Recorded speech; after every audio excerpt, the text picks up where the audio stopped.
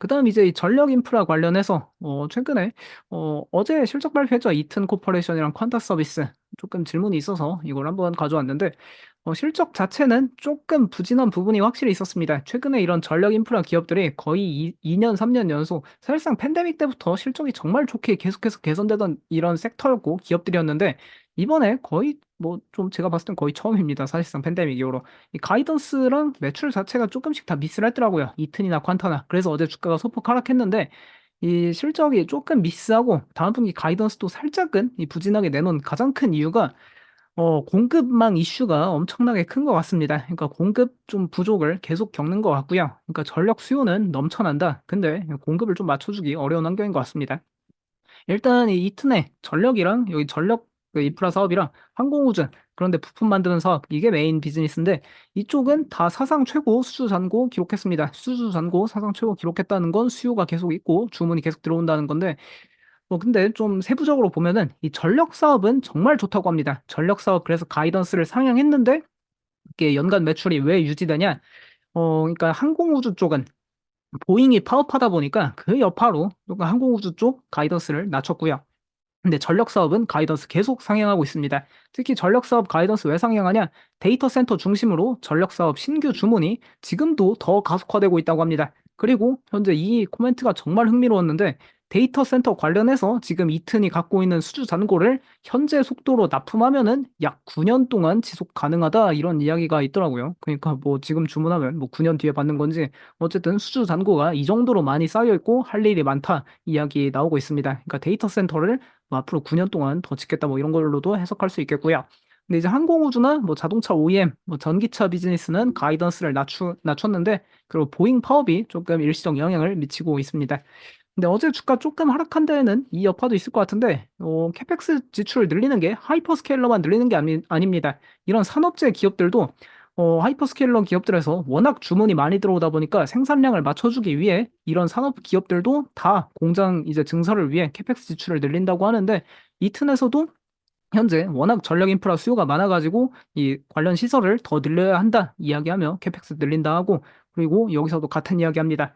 과잉 투자보다 과소 투자에 따른 리스크가 더 큰 상황인 것 같다 하면서 뭐 이 전력 인프라 계속해서 투자할 필요가 있다 이런 이야기 피력하고 있고요. 뭐 이튼의 메인 비즈니스는 결국 전력 사업입니다. 특히 아메리카 쪽 전력 사업부인데 뭐 매출 계속 사상 최고 기록하고 있고 영업이익률도 뭐 계속해서 개선되고 있습니다. 현재 30.1% 이번 분기 기록했는데 뭐 내년에는 30에서 35% 사이 목표로 한다고 하니까 이 전력 인프라 쪽 계속해서 뭔가 수요 공급 그쪽에서도 뭐 확실히 이 공급이 타이트하다 보니까 가격이 계속 올라가는 건지 마진 계속 개선된다고 하네요. 그리고 이 전력 인프라 사업 관련해서 이튼에서 계속 이야기하는 게 2021년부터 미국에 승인된 메가 프로젝트가 1조 6천억 달러 규모인데 현재까지 이 시작된 거는 16%에 불과하다. 그러니까 전력 인프라 엄청난 다년간의 투자 사이클에 있다. 뭐 아직도 시작에 불과하다 이야기하고 있습니다. 뭐 100% 중에 1.6이니까 지금쯤 뭐한 1이닝 말 정도 됐다고 볼 수 있을 것 같고요. 이제 야구로 치면 전력 인프라 사이클 1이닝 말이라고 합니다. 그래서 이튼 어제 결국 주가 하락한 데는 이 보잉 공급망 이슈가 이쪽에 항공우주 사업에 여파를 미치다 보니까 결국 여기도 뭐 전력 인프라가 메인 비즈니스긴 한데 그래도 매출 비중을 보면은 항공우주 쪽도 꽤 되다 보니까 그 여파가 최근 주가의 발목을 이렇게 잡는 거 아닌가 그렇게도 볼 수 있을 것 같고요.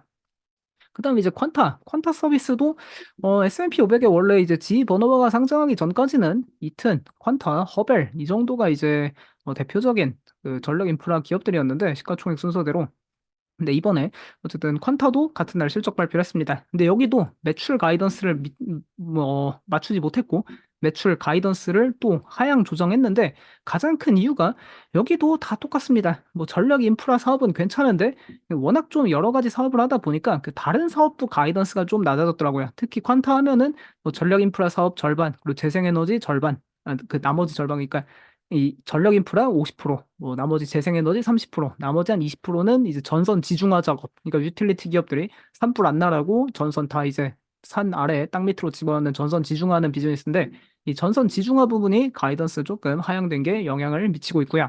전력 사업은 계속해서 가이던스 견고한 수준입니다. 그리고 퀀타는 여기 변압기랑 그리고 스위치 기어 뭐 차단기 만드는 그런 비즈니스를 하고 있는데 전력 인프라에서 이 변압기 관련한 코멘트가 있습니다. 변압기 리드 타임 길어질 정도로 막대한 수요를 보이고 있다. 현재 변압기하고 차단기 공급망 제약 지속될 정도로 공급은 부족하고 수요가 너무 넘쳐서 퀀타도 공장 증설 계속한다고 합니다. 이 변압기 계속 만들어야 돼서. 그리고 여기서 이야기하는 것 중에는 물론 이거는 퀀타 서비스 기업 조금 영향도 있겠죠. 여기서는 SMR 사업을 안 하니까. 퀀타 서비스 CEO가 보기에 전력 부족 문제를 단기간에 해결하는 건 SMR이 아니다. SMR 대신에 천연가스 인프라를 늘려야 한다. 실제 퀀타의 고객들은 SMR 대신에 천연가스를 더 전력 단기간에 수요 늘리는데 이걸 핵심으로 보고 있다고 합니다. 그리고 결국 퀀타에서 2025년, 26년, 27년 이미 뭐 이제 사업 수주하고 있고 입찰하고 있고 계약하고 있는데 이 모든 해가 다 사상 최고 이제 송전 인프라 관련해서 사상 최고 계약 현재 다 하고 있다고 하네요. 뭐 그 정도로 현재 이 전력 인프라 관련해서 사업이 너무나도 많이 쌓여 있다 볼 수 있을 것 같고요. 그리고 퀀타 서비스에서는 이트는 아까 데이터 센터 현재 수주 잔고로 치면은 앞으로 9년 동안 할 일 있다 그렇게 이야기했는데 퀀타에서는 20년 이야기하고 있습니다. 이 송전이랑 변전소 건설 향후 20년의 전력 수요 증가 사이클이다. 현재 그 시작의 아주 초기 단계에 불과하다 하고 있으니까 아까 이튼에서는 한 1이닝 말 정도 이야기한 것 같은데 퀀타에서는 전력 인프라 사이클 1이닝 초 뭐 아직 경기장에 들어오지도 않았다 뭐 그런 식으로 표현하는 것 같습니다. 결국 이제 뭐 왜 이렇게 할 일이 많냐? 이게 미국의 송전 인프라가 정말 노후화가 심각하고요.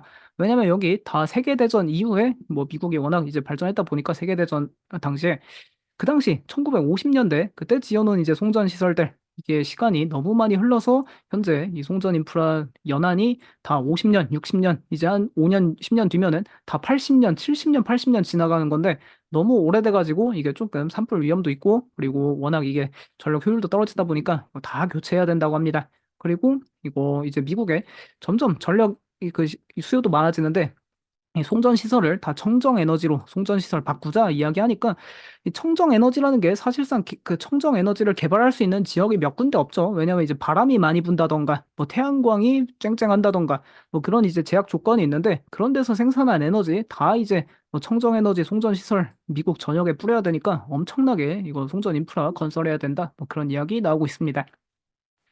그리고 퀀타에서 또 이야기하는 게 이 다년간의 투자 사이클이다 전력 인프라는 그 이야기를 하는 걸로 뭐 3월에 내놨던 전력 수요 전망 대비해서 이 9월에 내놓은 전력 수요 전망치가 상당히 높아졌습니다. 특히 2023년에서 2030년까지 데이터 센터 전력 소비가 원래 이제 400 테라와트시 예상했는데 이거를 뭐 상향 조정해서 600 테라와트시 이상 필요할 거다 2030년에 그래서 연평균 23%로 증가하는 이 전력 소비 수요가 증가할 거다 이야기하고 있고요. 뭐 데이터 센터 전력 수요도 56기가와트에서 80기가와트, 뭐 2030년에 이렇게 더 증가할 거다. 그리고 데이터 센터뿐만 아니라 이제 데이터 센터에서 어쨌든 전력 이제 끌어다 써서 그 유틸리티 기업에 있는 전력 쓰는 거니까 전력 유틸리티 기업들도 그 송전 인프라를 깔아야 돼서 캐펙스 지출이 가속화되고 있다. 2021년에서 23년까지 3년간 20.8% 캐펙스 지출 늘렸는데 2024년에서 2026년 이 다음 3년은 30.5%로 지출이 가속화되고 있다. 그런 이야기하고 있고요. 결국 데이터 센터 건설 증가에 따라 전력 유틸리티 캐펙스 계속 증가하고 있다. 보면 좋을 것 같습니다.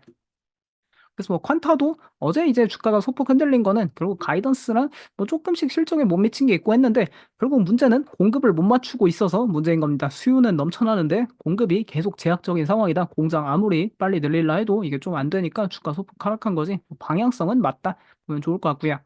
근데 결국 전력 인프라 대장주는 지버노바입니다. 여기야말로 전력과 관련한 모든 쪽에 노출이 돼 있고 천연가스 이야기가 계속 나오죠. 천연가스 인프라의 핵심 플레이어다. 뭐 그렇게 보시면 좋을 것 같습니다.